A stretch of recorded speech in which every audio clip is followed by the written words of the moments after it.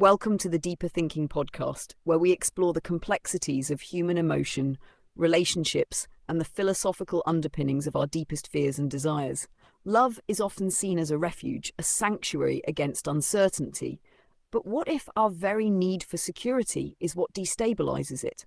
What if our efforts to hold on to love, through reassurance, control, or hypervigilance, are the very forces that drive it away?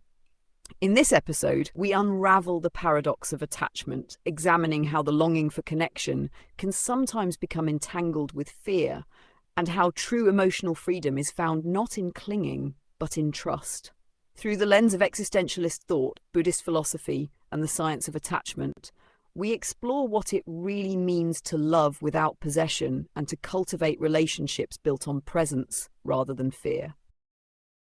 Love is often imagined as a refuge, a safe harbor in an uncertain world. But what if the very act of seeking security in love creates instability?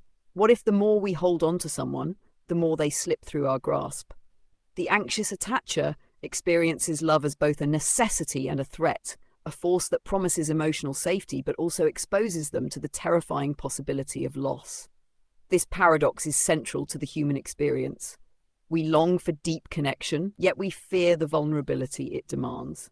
But in trying to secure love through reassurance, control, or hypervigilance, the anxious individual creates a tension that makes love feel less like a sanctuary and more like a battlefield. This struggle mirrors Jean-Paul Sartre's existentialist argument that human relationships become corrupted when we attempt to make another person an extension of ourselves. Sartre described how, in love, we often try to possess the other, not just physically, but emotionally, intellectually, and spiritually. We want our partner to exist in a way that reassures us, that affirms our place in their world. But love, in its truest form, cannot be possessed. It can only be experienced. The irony is that love, when rooted in anxiety, ceases to be love and becomes an act of self-preservation. It transforms from an open, evolving exchange between two people into a desperate attempt to maintain security at all costs. This brings us to a fundamental philosophical truth. Real love can only exist where freedom exists. The moment love becomes a tool for self-soothing or a hedge against uncertainty, it stops being an authentic connection and becomes a transactional exchange. The secure individual understands this and trusts in love's presence rather than fearing its loss. But trust is difficult when the mind has been trained to anticipate abandonment. The anxious attacher lives in a state of emotional hypervigilance, reading into subtle shifts in tone, gaps in communication, and imagined threats. This is where Buddhist philosophy offers an antidote. The Buddhist concept of non-attachment does not mean rejecting love. It means rejecting the fear that underlies possessiveness. It teaches that suffering arises not from love itself, but from our desperate attempt to make it permanent, to force it into a fixed state when it is inherently fluid. To love securely is to let go of the illusion of control. It is to recognize that love, like all things, will change, evolve, and at times feel distant. But distance is not disappearance. The secure person does not panic at every shift. They trust that love, when nurtured and respected, will remain, not because they force it to, but because it chooses to.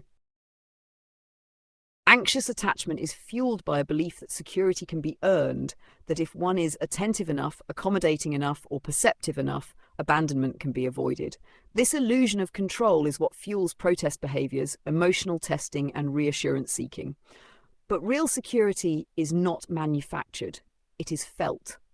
And it can only be felt when one understands that love is not a performance, it is a state of being. This ties into Martin Buber's I-Thou philosophy, which distinguishes between relationships of utility and relationships of presence. When love is driven by anxiety, the partner often ceases to be seen as an autonomous being and instead becomes a means to self-regulate. The anxious individual is not fully engaged with their partner as they are, but with an idealized version, a projection of their fears and hopes. This is why many partners of anxious attachers report feeling like a spectator in the relationship rather than an equal participant. Secure attachment, by contrast, embodies the ethics of love, a love where each person exists as a whole, not as an incomplete being seeking validation. Secure love does not demand constant reassurance because it does not rest on unstable ground. It does not panic in silence, nor does it seek to control outcomes. It thrives in reciprocity, where both individuals are present without seeking to consume or be consumed. But to reach this state, the anxious attacher must confront one of the greatest human fears: uncertainty. This is where Heidegger's existentialism becomes relevant. He argued that much of human anxiety stems from a resistance to the unknown. We fear what we cannot control. And in relationships, this manifests as the need for guarantees. Explicit affirmations that love is secure, that the bond will not change, that abandonment is not a possibility. But Heidegger's philosophy suggests that freedom is found not in certainty, but in accepting the impermanence of all things. Love cannot be guaranteed, and that is precisely what makes it valuable. If love were static, predictable, and guaranteed, it would cease to be love. It would be an arrangement, a contract, an emotional insurance policy. Secure attachment is not about eliminating uncertainty, but about making peace with it. The transition from anxious to secure attachment is not just psychological, it is a philosophical awakening. It is the realization that love is not a possession, but a shared experience, that self-worth is not externally granted, but internally cultivated, and that real connection exists in presence, not in control. To love securely is to trust in one's own ability to endure love's fluctuations. It is to recognize that love is a choice, not an obligation, that a relationship is strongest when both people feel free to stay rather than afraid to leave. The anxious attacher, trapped in the fear of abandonment, often forgets to enjoy the relationship itself, focusing instead on its potential loss. But secure love is lived in the present. It does not obsess over the future, nor does it dwell in past wounds. It simply exists. Taoist philosophy offers one of the most profound lessons in love. Do not force the river, let it flow. Secure individuals do not chase, demand, or fearfully guard love. They trust in its natural movement. They allow it space to breathe, knowing that love given freely is love that endures. The final transformation, then, is not about erasing attachment needs, but about relating to them differently. It is about shifting from scarcity to abundance, from anxiety to trust, from grasping to embracing. In the end, love is not something to be held on to. It is something to be experienced fully without fear of losing it. And that is the essence of emotional freedom.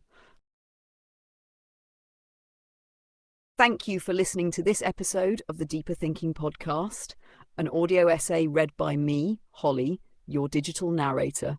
To learn more about the subjects covered today, check out the links in the show notes. Until next time.